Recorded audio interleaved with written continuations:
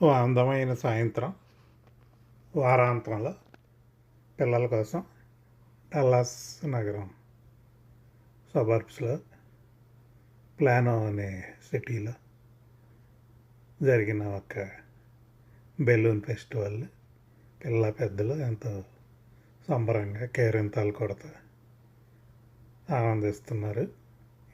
ఈ వీడియో మీకు కూడా ఆనందాన్ని తెస్తుందని ఆశిద్దాం.